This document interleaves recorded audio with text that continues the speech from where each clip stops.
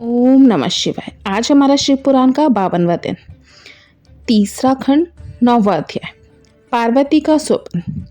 ब्रह्मा जी बोले, हे मुनि शेष नारद, जब मैना पार्वती के पास पहुंची तो उन्हें देखकर सोचने लगी कि मेरी पुत्री तो कोमल और नाजुक है। यह सदैव राजसी ठाट बाट में रही है। दुख और कष्टों को सहना तो दूर की बात है, इनके बारे में भी यह स्वतः अनजान है।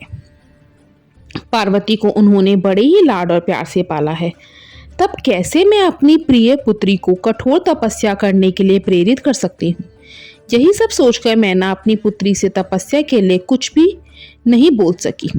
तब अपनी माता के चिंतित चेहरे को देखकर साक्षात जगदम्बा का अवतार धारण करने वाली देवी पार्वती यह जान गई कि उनकी माताजी क्या कहना चाहती हैं। तब सब कुछ जानने वाली देवी भगवती का साक्षात स्वरूप पार्वती बोली, हे माता, आप यहाँ कब आई? आप बैठिए। माता, पिछली रात्रि के ब्रह्म मुहूर्त में मैंने एक स्वप्न देखा है, उसके विषय में मैं आपको बताती हूँ। मेरे सपने में एक दयालु और तपस्वी ब्राह्मण आए। जब मैंने उन्हें हाथ जोड़कर नमस्कार किया तो वे मुस्कुराते हुए बोले कि तुम अवश्य ही भगवान शिव शंकर की प्राण वल्लभा बनोगी, इसलिए उन्हें प्रसन्न करने के लिए उनकी प्रेम पूर्वक तपस्या करो। यह सुनकर मैना ने अपनी पुत्री के सर पर प्रेम से हाथ फेरा और अपने पति हिमालय को वहां बुलाया।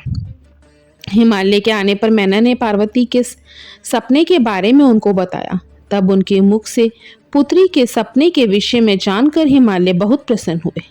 तब वे अपनी पत्नी से बोले, प्रिय मैना, मैंने भी पिछली रात को एक सपना देखा था। मैंने अपने सपने में एक बड़े उत्तम तपस्वी को देखा। वे नारद मुनि द्वारा बताए गए सभी लक्षणों से युक्त थे। वे उत्तम तपस्वी मेरे नगर में तपस्या करने के लिए आए थे। उन्हें देखकर मुझे बहुत खुशी हुई।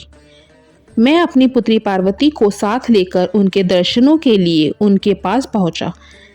तब मुझे ज्ञात हुआ कि वे नारद जी के बताए हुए वर भगवान शिव ही हैं। तब मैंने पार्वती को उनकी सेवा करने का उपदेश दिया, परंतु उन्होंने मेरी बात नहीं मानी।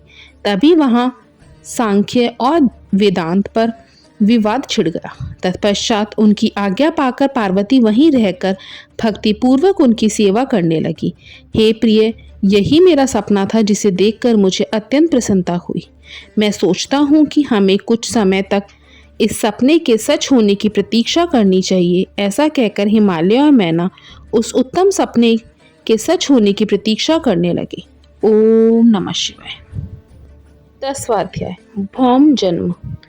ब्रह्मा जी बोले, नारद, भगवान शिव का यश परम पावन, मंगलकारी, भक्तिवर्धक और उत्तम है।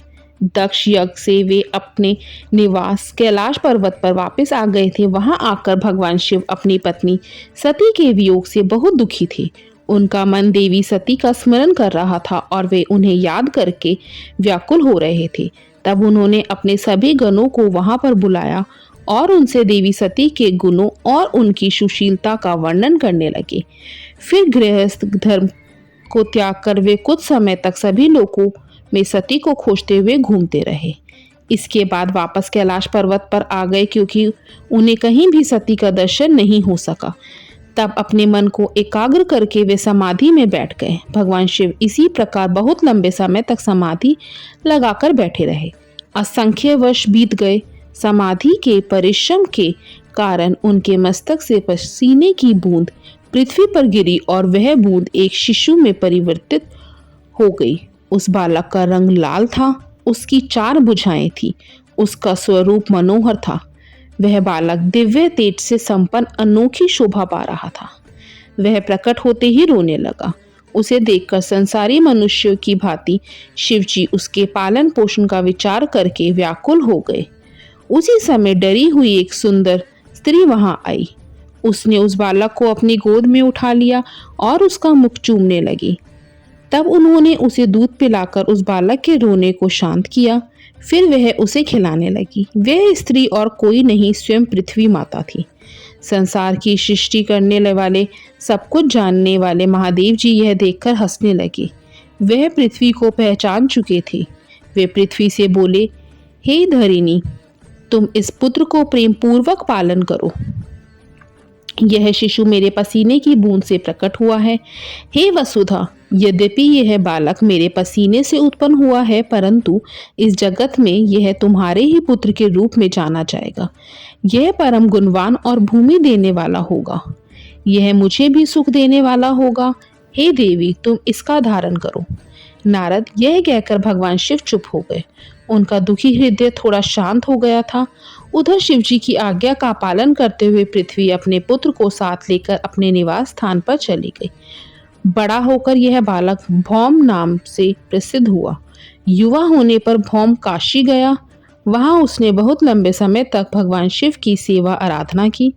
तब भगवान शंकर की कृपा दृष्टि पाकर भूमिपुत्र भौम दिव्य लोक को चले गए। ओम नमः शिवाय।